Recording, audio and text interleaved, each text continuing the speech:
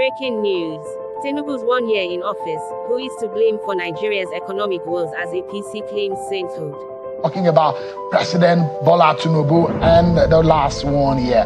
A former governor of Bauchi State and chairman of the board of trustees of the APC Professional Forum, Mr. Issa Yuguda, has exonerated President Bola Tinubu from being responsible from the present economic blight being suffered by Nigerians at an event in the first edition of the Policy Roundtable of the Ashiwaju Scorecard series organized by the forum here in Abuja.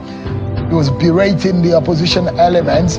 The former Minister of Aviation argued that it took the ingenuity of Tinubu to get the country's economy still standing. Take a listen to him. The time Mr. President took over, the debt service ratio was about 97%. So you can imagine every month your revenue, 97% of it goes to debt service.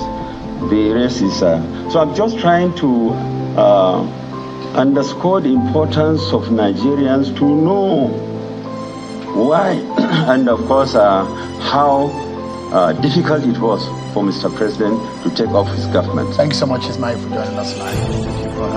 When your party and leaders in your party say, don't blame Bola Tinubu for the economic challenges, do you agree to that kind of stand? And you heard what Issa Yuguda said. Well, I agree to a large extent, Shehu, because like the last speaker said, the president of NLC, I think it would be unfair, to blame any one government at a particular point in time about the woes, the economic woes. I think it has been issues that have, been perennial for quite some time, and they have kind of accumulated over the course of several decades. There has been series of bad decisions and opportunities that were left, untaken or untapped for so long by so many other administrations before this. I think what this administration or this president is facing is he made a decision, and I know that for a fact because, for a couple of times I've spoken to him during the campaign, and I know he used to say that some of the most difficult decisions that have to be taken by any administration must be taken within the first year of its, incumbency, because those are the time, that is the time where usually governments enjoy a certain honeymoon, that they need to take certain hard decisions to correct. There are so many realignment and corrections that need to be taken in the Nigerian economy, and the realignments and corrections, everybody knows, are not easy and they are not painless. So I would agree that the president or the administration in its entirety is not to blame. I can see why a lot of people would see that these hard decisions would have been tactically taken at different times, to ease the pain for the common man.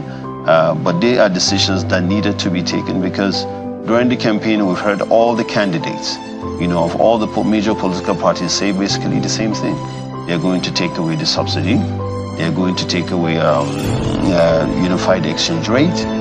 People cannot be subsidizing the dollar. The government cannot be subsidizing the dollar for a lot of people. What used to be in force was you could apply for a license for a BDC, for Garuda change, for example, pay your 35 million naira to CBN, have them hold it for you for about 3 to 6 months, return it back to you, and basically be giving you'll be bidding for foreign exchange, and you'll be given every week. They had the foreign reserve, the buffer to do that. So basically CBN was giving people free money to be able to sell and just make the change and pocket the difference. So all these decisions were taken, and the president believed that they needed to be taken, and he took it from day one in office. And, yes, they are not easy to swallow, but he is not to be blamed. I agree. This is not a blame game in the sense that it involves the lives and livelihoods of people, the real people that are impacted, which can determine whether they live or they die. Because these policies actually determine the lives of real Nigerians. So the question is that I'm not sure those who voted President Tinubu were actually looking for who to hold responsible. They're looking for someone who said, I can do it. But now not doing it, can you exonerate yourself from saying, yes, I'm trying to do it, but I'm not getting, but you cannot blame me?